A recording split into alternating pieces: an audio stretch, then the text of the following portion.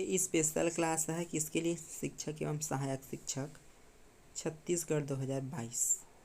विषय गणित शिक्षण शास्त्र, जिसमें से 15 नंबर के प्रश्न पूछे जाते हैं। ये पहला क्लास है मैथ्स पेडागॉजी गणित शिक्षण शास्त्र का। तो आज की कंटेंट में हम क्या क्या पढ़ने वाले हैं, आइए जानते हैं। गणित क्या है, हम जानेंगे गणित क्या है, किसे कहते हैं, गणित की परिभाषा जानेंगे, साथ ही साथ इसकी प्रकृति के बारे में जानेंगे और गणित की भाषा के बारे में जानेंगे। तो ये है आज की कंटेंट, आइए जानते हैं।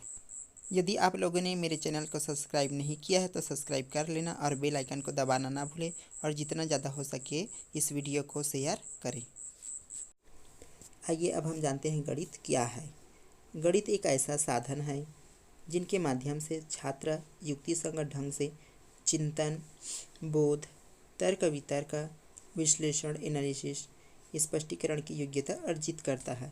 तो गणित को एक साधन के रूप में माना जाता है जिसमें जो स्टूडेंट जो होते हैं चिंतन करते हैं, उनके दिमाग में लॉजिक लगता है और उनका वो एनालिसिस कर पाते हैं और जिसके कारण से ये अपनी योग्यता में क्या करते हैं, बढ़ोतरी करते हैं। अब आइए हम जानते हैं गणित की परिभाषाएं। तो गणित की परिभाषाएं कौन कौन से वैज्ञानिकों ने अपने अपने अनुसार दिया है। सबसे पहले हम जानते हैं गैलीलियो की परिभाषा। गैलीलियो के अनुसार तो गैलीलियो ने गणित को क्या कहा है, आइए जानते हैं। गणित वह भाषा है जिसमें परमेश्वर ने संपूर्ण जगत को लिख दिया है। ये किनके अनुसार है? गैलीलियो ये मानते हैं कि गणित वह भाषा है जिसमें गॉड ने संपूर्ण जगत को लिख दिया है। दूसरी परिभाषाएं जानते हैं हम काम्टे के अनुसार। काम्टे साहब क्या कहते हैं? वह विज्ञान जो गणित के साथ प्रारंभ नहीं होती, आवश्यक रूप से आधारभूत रूप से त्रुटिपूर्ण है। ये त्रुटिपूर्ण मानते हैं कि वह विज्ञान जो गणित के साथ आरंभ ही नहीं होगी, आवश्यक रूप से वो क्या है, त्रुटिपूर्ण है। आइए अब हम लॉक के अनुसार जानते हैं ये क्या कहते हैं। गणित वह मार्ग है जिसके द्वारा बच्चों के मन में लॉजिक और तर्क करने की आदत स्थापित हो जाती है। हम लिंडसे के अनुसार गणित मानव मस्तिष्क द्वारा वर्णित इच्छाओं का क्रियात्मक पक्ष है। ये कौन कहता है? लिंडसे। नेक्स्ट देखते हैं बेंजामिन पीर्स के अनुसार इनका क्या कथन है। गणित एक ऐसा विज्ञान है जो आवश्यक निष्कर्ष पर पहुंचता है। आइए अब हम जानते हैं गणित की प्रकृति, नेचर ऑफ मैथमेटिक्स। पहला, गणित के ज्ञान का आधार हमारी ज्ञानेंद्रिय है। हम गणित के ज्ञान को किससे सीखते हैं? अपने ज्ञानेंद्रियों के माध्यम से सीखते हैं। गणित में अमूर्त प्रत्यय, अमूर्त प्रत्यय मतलब जिसे हम नहीं देख सकते, को मूर्त में बदला जाता है। साथ ही उनकी व्याख्या भी की जाती है। तो ये गणित की प्रकृति है। तीसरी प्रकृति क्या है, ये जानते हैं। गणित की अपनी भाषा होती है। भाषा का अर्थ है इसमें गणितीय पद रहता है, गणितीय सूत्र, सिद्धांत और संकेत से है। नेक्स्ट पॉइंट इसके अंतर्गत जानते हैं हम गणित के अध्ययन से लॉजिक करने की आदत स्थापित हो जाती है। सभी में तर्क करने की शक्ति जागृत होती है और स्थापित भी हो जाती है। नेक्स्ट इसकी प्रकृति है गणित का ज्ञान का आधार निश्चित होता है। गणित के नियम, सिद्धांत स्थान पर एक समान होते हैं, जिससे हम क्या कर सकते हैं, जिससे उनकी समस्या की जांच किसी भी समय किसी भी स्थान पर की जा सकती है। नेक्स्ट इसकी प्रकृति के बारे में जानते हैं।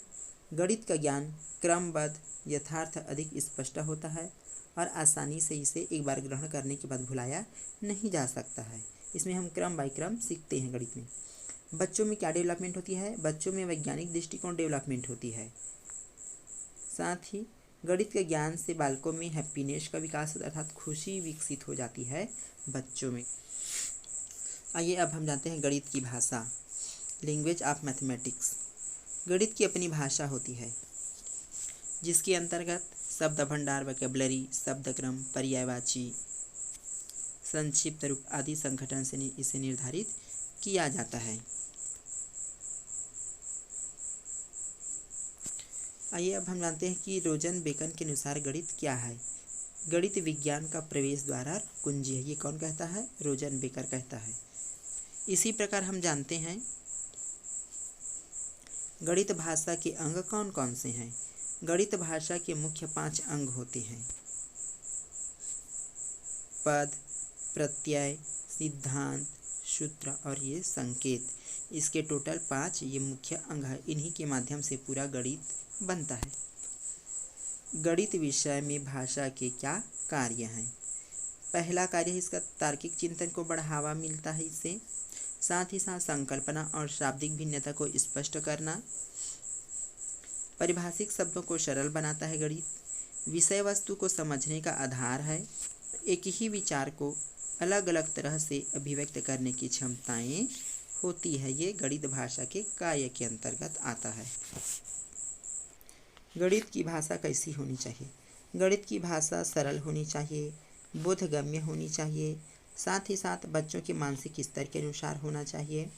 सरल परिभाषिक शब्दावली में होनी चाहिए जिससे बच्चे आसानी से समझ सकें। अमूर्त बातों के चिंतन में सहायक होनी चाहिए, जिसे हम देख नहीं सकते हैं तो उनमें भी लॉजिक लगाने, उनके बारे में सोचने में ये सहायक होनी चाहिए। अब आइए जानते हैं गणित भाषा के गुण क्या क्या है। वस्तु के संकल्पना, नाम में अंतर। दूसरा है इसके अंतर्गत किसी एक विचार को अनेक प्रकार से व्यक्त करना। संक्षेपण का प्रयोग, तार्किक क्षमता का विकास करना और साधारण भाषा को गणितीय रूप में बदल देना। इसके हम मुख्य कैरेक्टर की बात करते हैं जो एग्जाम की दृष्टि से वेरी इंपॉर्टेंट होते हैं। शुद्धता, समग्रता इसके मेन कैरेक्टर के अंतर्गत आते हैं। इसी तरह यथार्थता या सत्यता और सक्षमता ये गणितीय भाषा के मुख्य कैरेक्टर है जो एग्जाम की दृष्टि से वेरी इंपॉर्टेंट होते हैं।